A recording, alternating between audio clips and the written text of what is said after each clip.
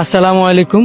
প্রথমত আমরা যতগুলো এলাকায় গেছি প্রত্যেকটা এলাকায় অনেক পরিমাণে ত্রাণ দেওয়া হয়েছে, মানে উপহার সামগ্রী আমরা যেটা বলি আর কি। সবাই শুকনা খাবার দিছে, এতে তারা অনেক খুশি। কিন্তু বিশেষ করে হচ্ছে কি, এখন আজকে যদি বলি, আমি যদি এই চিটাং আসার পরে যদি আমার বাড়ি থেকে চিটাং যদি 400 কিলো হয়, মানে টোটাল ঘুরায়, আমার মনে হয় আমি এই 2 দিনে প্রায় 1000-1500 কিলো আমি ঘুরে ফেলছি। বিভিন্ন এলাকায় ঘুরছি, বিভিন্ন মানুষের সাথে যোগাযোগ করছি।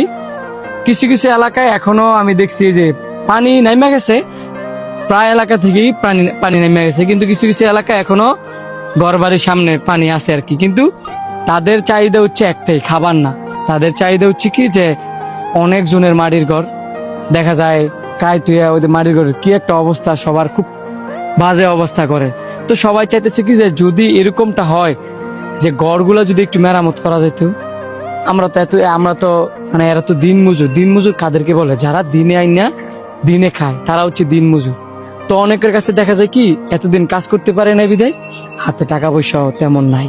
তো এই এলাকাটা আমরা ঘুরছি, আমরা বোঝার চেষ্টা করছি যে আসলে তারা কি চায়, খাবার চায় না অন্য কিছু চায়। তো তাদের মুখেরই কথা, তারা চায় হচ্ছে কিছু টাকা, বা তাদের ঘরটা যদি কেউ এসে সারাই দিয়ে যেত।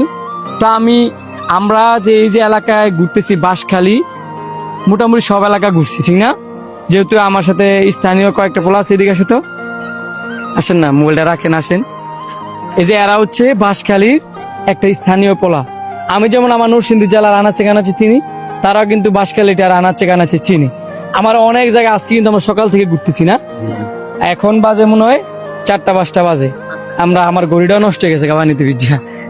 তো এই যে 4টা বাজে আমরা সারাদিন ঘুরছি, ঘুরার পরে একটা লোকেশন পাইছি যেখানে কিনা এখনো পানি আছে, ঘরের অবস্থা খুবই খারাপ এবং অনেক দরিদ্র। কালকে আর আজকেই মনে হয় ত্রাণ আসছে, মানে উপহার সামগ্রী আসছে, ইয়ার বাদে আর কেউ আসে নাই। কিন্তু আমরা যে বাঁশখালী এলাকাটা ঘুরছি, শহর সাইডে, মানে রাস্তার সাইডে টাগের টাক সিরিয়াল, ঠিক না? কেউ কেউ রাস্তায় রাস্তায় উপহার সামগ্রী দিয়ে যেতেছে।